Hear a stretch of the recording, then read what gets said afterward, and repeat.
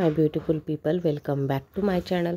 कसे आहात तुम्ही सर्व? आय होप की तुम्ही सर्व मजेत असणार. तर हा दिवस होता शुक्रवारचा आणि इथे कृष्णाची ट्रीप जाणार होती.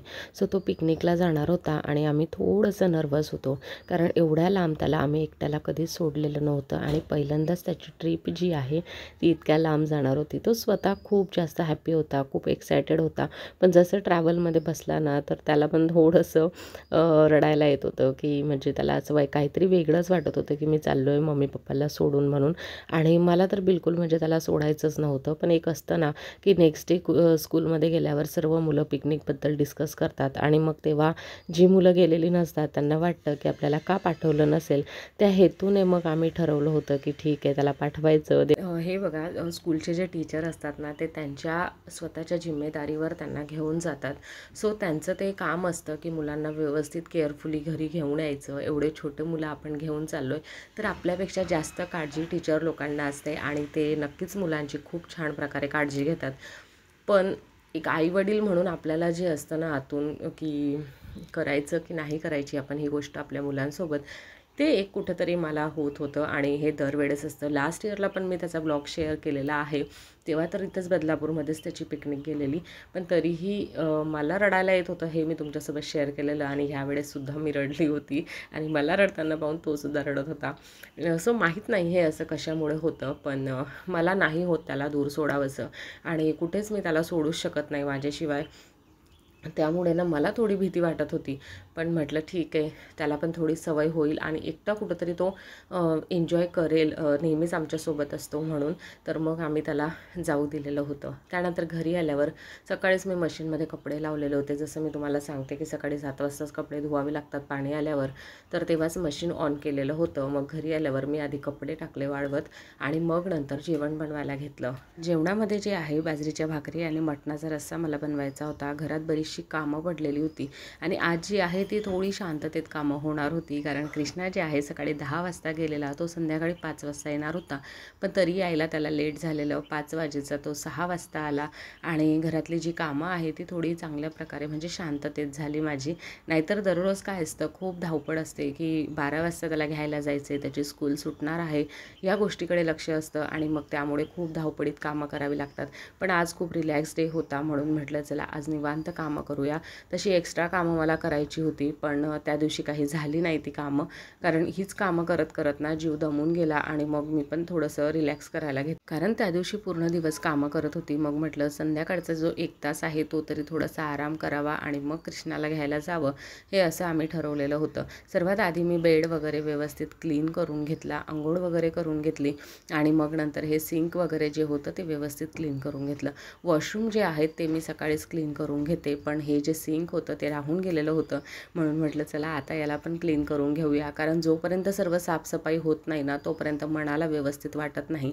आणि हा जो मिरर आहे मी बेसिंगपासून खूप वरती याला लावलेला आहे, पण तरीसुद्धा त्यावर पाणी उडतं आणि तो खराब होतो म्हणून त्याला दररोज पुसावा लागतो, कारण पाण्याचे डाग जर त्याला लागले ना मग एवढा चांगला मिरर जो आहे तो खूप खराब होतो लवकर आणि म्हणून मग त्याला मला दररोज क्लीन करावा लागतो. त्यानंतर किचनमध्ये आली होती आणि पूर्ण किचन जो आहे तो मेसी पडलेला होता. जेवण वगैरे बनवून मी लागलेच लगेच अंघोळीला गेली होती म्हणून मी किचन तसंच राहू दिलेलं. तर म्हटलं चला आता पहिले किचन क्लीन करून घेऊया. तर किचन वगैरे साफ करून जी भांडी होती ती लावून दिली आणि नंतर जेवढी भांडी होती ती सर्व क्लीन करून घेतली. मध्ये मध्ये कृष्णाची आठवणही येत होती. तसं टीचरने जे आहे लाईव्ह लोकेशन टाकलेलं होतं आम्हाला, म्हणून काही जास्त असं टेन्शन करण्यासारखं नव्हतं. तर मी सारखं चेक करत होती की काही फोटोज वगैरे आलेत का ग्रुपवर, किंवा काही अजून इन्फॉर्मेशन जी आहे ती आली आहे का, हे सारखं चेक करणं चाललेलं. आणि त्याआधी तर त्याची बस जशीही पोचत होती ना तसं मी चेक करत होती की बस कुठे गेली काय गेली, कारण लाईव्ह लोकेशन टाकलेलं होतं म्हणून आता कुठे पोचली वगैरे हे सर्व काही मी चेक करत होती आणि मध्येच माझ्या घरातली कामंही आवरत होती. म्हणजे तो दिवस जो होता ना तो रिलॅक्स गेला की धावपळीचा गेला की कामांमध्येच होता की टेन्शनमध्ये होतं, काहीच मी त्याबद्दल सांगू शकत नाही. माझी फिलिंग त्या दिवशी जी होती ती पूर्ण वेगळी होती. आता बऱ्याच लोकांना वाटत असेल की यात काय एवढं ओव्हर ॲक्टिंग करण्यासारखं आहे, मुलं जातातच पिकनिक पिकनिकला वगैरे. पण बघा प्रत्येकाचं जे आहे ते मन वेगळं असतं आणि जे मुलं असतात ना मोठी वगैरे, समजा 8वी 9वीचे मुलं पण गेले तरी पण वाटतं की मुलं पिकनिकला गेलेत व्यवस्थित सेफली घरी येतील की नाही म्हणून. तर ही तर अजून 4-5 वर्षाची मुलं सोडणं म्हणजे खूप मुश्किल आहे आणि ते थोडंसं टेन्शन कुठं ना कुठं येतच होतं.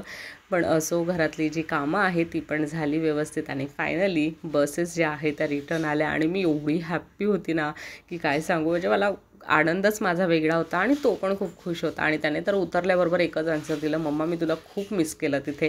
कारण एवढं पूर्ण दिवस तो मला सोडून कधी राहिलेलाच नाही आहे. आणि उतरल्याबरोबर त्याने मला एकच सांगितलं की मम्मा मी तुला तिथे खूप मिस केला. जेव्हा मॅजिक शो चालू होता ना तेव्हा मी तुला खूप जास्त मिस करत होता. आता मॅजिक शोचा आणि मला मिस करण्याचा काय त्याचा तर्क होता ते मला नाही माहिती, पण त्याने मला हेच उत्तर दिलं. पण मी त्याला विचारलं की तू एन्जॉय केला ना पूर्ण दिवस, आणि जसंही त्याने हो सांगितलं ना तर मलाही कुठं बरं वाटलं की चला आजचा दिवस का होईना तो त्याचा होता आणि त्याने तो एन्जॉय केला. आणि फायनली सक्सेसफुली त्याची पिकनिक जी आहे ती डन झाली. त्यानंतर हा होता नेक्स्ट डे. त्याला सुट्टी होती, त्याच्या आवडीचं जेवण बनणार होतं. त्याने सांगितलेलं होतं की मम्मा मस्त डाळ खिचडी बनव म्हणून. तर मग निवांत होतं, डाळ खिचडी म्हणजे एवढं काही हे नसतं. तर मग सकाळीच मी इथे बाल्कनीत बसली आणि मस्त जे देवाचं पारायण वगैरे असतं ते करत होती. पारायण वगैरे जसं डन झालं तशी घरातली कामं पण पूर्ण झालेली होती आणि लगेचच मी खिचडी बनवायला घेतली त्याच्यासाठी. तर खिचडी वगैरे बनवून झाली आणि सध्या मलाही खूप जास्त खिचडीचा मोह सुटलेला आहे. म्हणजे थंडी जशी वाढली आहे ना तर कोणाकोणाला बघा मेथी खावीशी वाटते, मस्त गरमागरम असं मेथीचं सूप वगैरे बनवायचं ते खायचं, बरंच असं गरमागरम सूप प्यावेशी वाटतात. तर मला असं आहे ना की गरमागरम खिचडी लावायची आणि तशीच ती म्हणजे तिची लगेचच अशी वाफ काढून तिला ताटात टाकून तशीच खिचडी खायची. हे माझं आता सध्या मोह सुटलेला आहे थंडीमुळे आणि बऱ्याचदा माझी खिचडी टाकून झालेली आहे. सकाळी मी मनीषचा टिफिन कधी कधी त्यांच्यापुरताच बनवते आणि मग आम्हाला वेगळं लंचमध्ये मी खिचडी बनवत असते. सो हे असं बऱ्याचदा झालेलं आहे. गावाकडे तर थंडीच्या दिवसामध्ये मस्त चुलीवर बनवतात ही गरमागरम खिचडी आणि ती एन्जॉय करतात. तर तीसुद्धा आठवण सध्या खूप जास्त येते. आणि हे अशा प्रकारचं जे रुटीन होतं माझं ते आजचं 2 दिवसाचं शुक्रवार आणि शनिवारचं मी तुमच्यासोबत शेअर केलेलं होतं. आय होप की तुम्हाला हा व्हिडिओ खूप आवडला असेल. व्हिडिओ आवडला असेल प्लीज लाईक करा, शेअर करा, सबस्क्राईब करा. सो हे गाईज रात्रीचे आता 12:30 वाजता आहेत आणि सॅटर्डे असा एक दिवस असतो ना जो रात्री खूप जास्त रिलॅक्स वाटतो. म्हणून एकच असं फोर्स असतो की सर्व गोष्टींवर की चला हे पण काम करायचं आहे ते पण काम करायचं आहे. आत्ता सर्वात आधी तर मी हेअर ऑइलिंग केली, मस्त स्किन केअर केलं थोडंसं आणि आत्ता रिलॅक्स मी झोपायला जाईल. पण त्याआधी अजून एक महत्त्वाचं काम आहे ते म्हणजे उद्या रविवारची कुठली कामं डन करायची.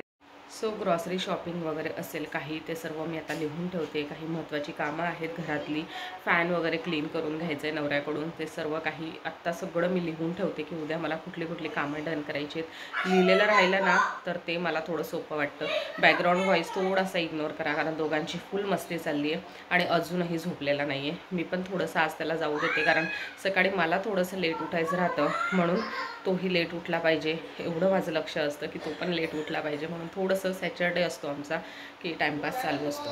सो हा जो व्हिडिओ आहे तो बराच चालला होता, म्हटलं चला या व्हिडिओची एंडिंग करून घेऊया. बघेल उद्या संडेला मला अपलोड करता आला तर करते, एडिटिंग तर मी आताच करेल त्याची, पण जर अपलोड करता आला तर उद्या करेल, नाहीतर मंडेला हा व्हिडिओ येईल तुम्हाला.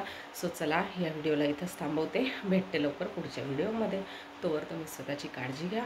Thank you so much for watching. Bye.